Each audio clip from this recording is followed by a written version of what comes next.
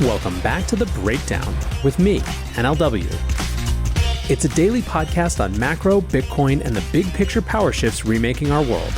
The Breakdown is sponsored by Nexo.io, Chainalysis, and FTX, and produced and distributed by CoinDesk. What's going on, guys? It is Saturday, August 13th, and that means it's time for the weekly recap. One note before we dive in, there are two ways to listen to the Breakdown podcast. You can find this on the CoinDesk Podcast Network, alongside a number of other great shows, which comes out every afternoon. Alternatively, if you just want to hear the breakdown, you can find the breakdown-only feed as well, which comes out just a few hours later in the evening. Wherever you're listening, I so appreciate if you would take the time to leave a rating or review. It makes a huge difference in new people finding the show. Also, a disclosure as always. In addition to them being a sponsor of the show, I also work with FTX. And finally, this week, I am very excited to welcome Near as an additional sponsor. Near is a revolutionary yet simple Web3 platform for building decentralized apps. Designed by developers for developers, over 700 projects are now building on Near's fast, secure, and scalable protocol. Whether you're a crypto native launching DeFi apps, NFT marketplaces, and play and earn games, or looking to migrate your project from Web 2, Near makes it easy to build Web 3 for the masses. Near offers developers a variety of tools, resources, and support for building apps, empowering communities, and creating a more fair, inclusive, and equitable future. Start your Web3 developer journey now by visiting Near at near.org.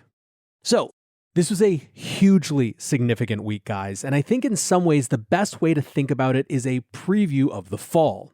Now, one disclosure before I get into that. Like I said yesterday, I'm actually traveling right now, so I recorded this a few days in advance. So if some crazy thing happened on Thursday or Friday, you'll know why it wasn't in the show. But from a macro perspective, easily the most significant event was the CPI print. This week we got July's inflation numbers, and they actually surprised to the downside. Economists had expected 8.7% headline year-over-year inflation, and instead we got 8.5%. Month-over-month, headline inflation was 0%, and core inflation was a much less than expected 0.3%. Now, of course, what matters is not just the number, but the trend. The numbers were widely seen as confirmation of the peak inflation thesis, which of course feeds into the peak hawkishness from the Fed thesis. This is what had been rallying stocks going back to the last FOMC meeting. Effectively, if the market believes that peak inflation and peak Fed tightening are behind us, then everything from here on out gets a bit more rosy. In the wake of the print, Bloomberg declared Wall Street defies CPI skeptics with risk-on rally. Quote, traders went risk-on Wednesday with the S&P 500 set for its highest since May. A surge in the NASDAQ 100 drove the tech-heavy gauge nearly 20% above its June bottom. The CBOE Volatility Index slumped below 20, a level last seen in April. The greenback slid the most since the onset of the pandemic. Funny enough, by our technical definitions, this means that NASDAQ is basically back in a bull market. Now, another funny thing about this is that Wall Street could actually be creating more future problems for itself by being too bullish. In other words, Wall Street getting overly bullish and pouring money back into stocks could have ripple effects. First, it could signal to the Fed that they need to keep tightening because expectations of a pivot are too high. Second, it could halt a general tightening of conditions that is slowing down the real economy. This is radically oversimplifying, but if stock prices rocket back in the other direction, layoffs and other types of real economy activity that lag market prices might halt, meaning that the Fed's tightening can't actually work its way all the way through, meaning that the Fed feels like it has to keep its foot on the brake for longer. The Fed certainly is messaging that there is more tightening to come. Again from Bloomberg. Officials have said that they want to see months of evidence that prices are cooling, especially in the core gauge. The U.S. Central Bank will probably continue raising rates into next year to bring down unacceptably high inflation, Chicago Fed President Charles Evans noted. His Minneapolis counterpart, Neil Kashkari, said, quote, the idea that we're going to start cutting rates early next year, when inflation is very likely going to be well in excess of our target, I just think it's unrealistic. One observation that I had watching all of this on Wednesday is the incredibly increased politicization of the debate. If you were a Democrat, you were talking about 0% inflation, i.e. the month-over-month number. If you were a Republican, you were talking about 8.5%. This, I think, is a preview of the ratcheting up of the politics of this discussion leading into the midterms in November. Still, in crypto, this macro event was not the biggest event, not by a long shot. That honor goes to the Treasury Department's sanctioning of Tornado Cash. Tornado Cash is a mixing service that obfuscates transactions in such a way as to preserve more transactional privacy. On Monday, Treasury's Office of Foreign Assets Control, or OFAC, sanctioned Tornado, claiming that it has been used to launder more than $7 billion worth of virtual currency since it launched. OFAC is particularly concerned with $455 million that was stolen by the Lazarus Group, which is a North Korean state-sponsored hacking group. In the wake of the sanctions, Secretary of State Antony Blinken wrote, "We will continue to aggressively pursue actions against currency mixers laundering virtual currency for criminals." Today, U.S. Treasury sanctioned virtual currency mixer Tornado Cash, which is a U.S.-sanctioned DPRK state-sponsored hacking group used by the DPRK to launder money. Now, when the crypto industry pointed out to Secretary Blinken that even his Treasury Department was not actually seemingly accusing Tornado Cash of being a hacking group itself, that tweet was deleted and replaced by one that said that Tornado Cash had been used to launder money for a US-sanctioned DPRK state-sponsored cyber hacking group. Still, the quote-unquote mistake was fairly revealing. The immediate response from the crypto industry was that this was overreach and represented something fundamentally new. This was much the point of CoinCenter's response. They pointed out that in the past, these sort of sanctions have been used to identify specific people involved in illicit activities. Crypto addresses that have been sanctioned are connected to individuals, but ultimately the addresses are incidental. What matters is the people behind them. This, on the other hand, is an attack on a type of technology, which by its nature is neutral. In a follow-up speech, Peter Van Valkenburg from CoinCenter expanded on some of these themes. Quote, "Banning software publication is banning speech. Banning otherwise legal transactions made to maintain one's own privacy and engage in anonymous speech for political purposes is also unconstitutional under the money is speech doctrines. Even laws that unreasonably chill speech are constitutionally suspect and can be challenged even before enforcement." End quote. Now, shortly after the announcement of the sanctions, the code repositories for the project were deleted from GitHub, and Tornado Cash co-founder Roman Semenov was suspended alongside 2 other contributors. He tweeted, "My GitHub account was just suspended. Is writing an open source code illegal now?"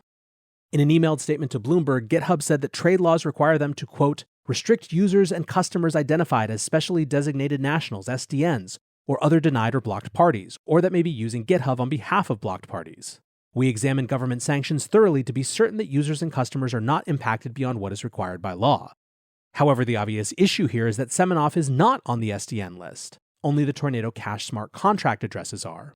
Adding a person to the SDN has a very, very high bar, so is Semenov now to be considered on the list or not?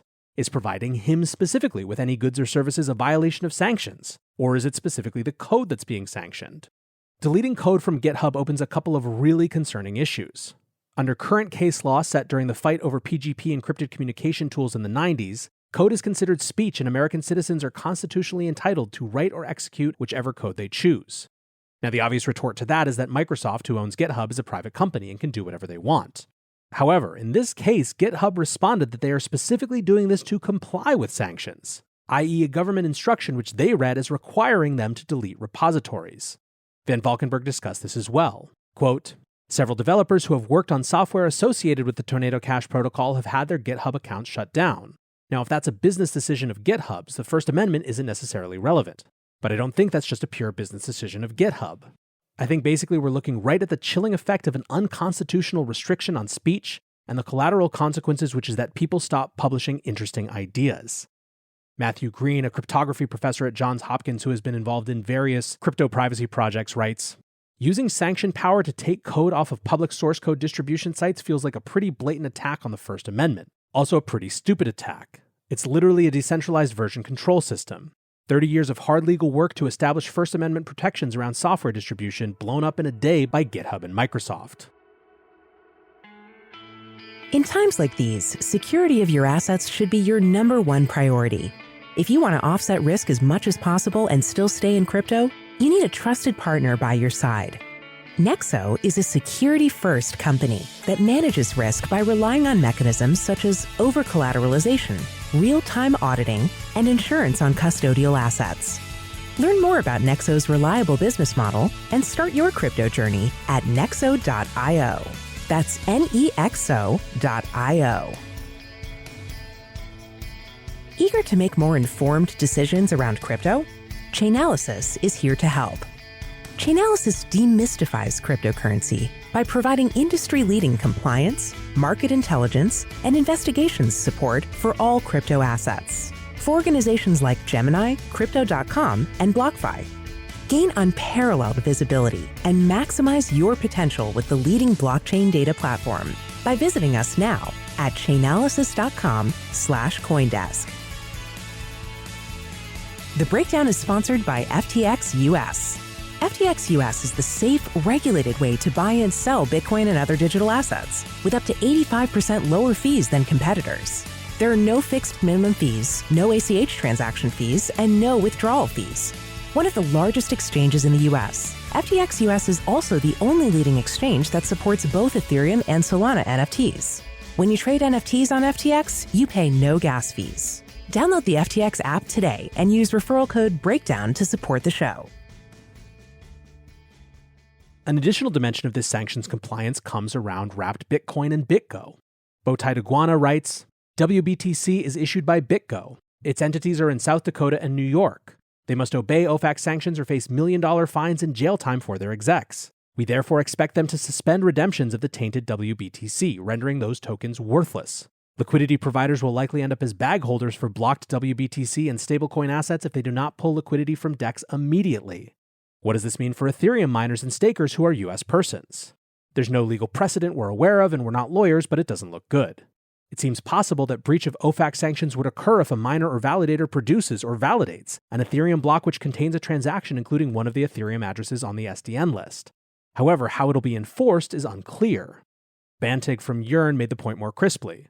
There are 225 wrapped Bitcoin in Tornado Cash. WBTC is custodied by BitGo. WBTC token doesn't have any freeze or seize functionality. This means BitGo can't comply and goes to jail. Another company that has more of an ability to comply, to the chagrin of some, is Circle, the issuer of USDC. On Tuesday, Circle CEO Jeremy Allaire wrote this thread. Yesterday, US Treasury designated for sanctions ETH addresses associated with Tornado Cash. As a US-regulated financial institution subject to Bank Secrecy Act requirements, Circle, together with our partner Coinbase, restricted the movement of USDC funds in these sanctioned addresses. It is likely that nearly all responsible registered virtual asset service providers also took steps to block customers from transacting with these addresses or face charges of willfully avoiding US sanctions compliance obligations, which can bring up to 30 years in prison. The regulatory intervention in this case crossed a major threshold in the history of the internet and the history of open blockchain finance, with a major government obliging parties to outright block or limit the functioning of open source software on the internet. It raises extraordinary questions about privacy and security on the internet and the future of public internet digital currency. We have noted the tensions between privacy and security as a policy matter. Yesterday, this stopped being an abstraction. This is a critical moment for the crypto industry to sharpen its focus on major policy issues tied to financial privacy. Crypto and blockchain infrastructure heralds an open internet of value exchange and challenges decades of old regulatory frameworks for everything from market structure, payment systems, custody and settlement, risk management, and of course, fundamental privacy and security. To date, policy efforts have focused primarily on issues of market supervision and stablecoins, alongside a global effort to continue to enhance AML/CTF controls for digital asset operators and intermediaries. But the rapid growth of open-source self-running protocols is challenging policymakers everywhere, and the result, unfortunately, will be more blunt force enforcement actions if we don't take action now.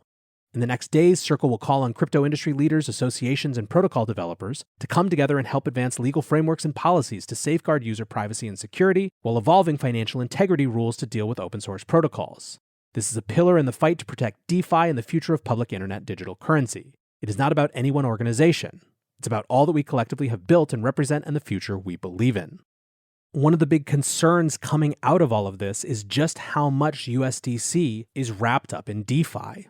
Regardless of what Jeremy and the team at Circle want, they're in a position where they're a US company forced to comply with these sort of regulations. So what will that mean for the future of DeFi protocols that are run largely on USDC?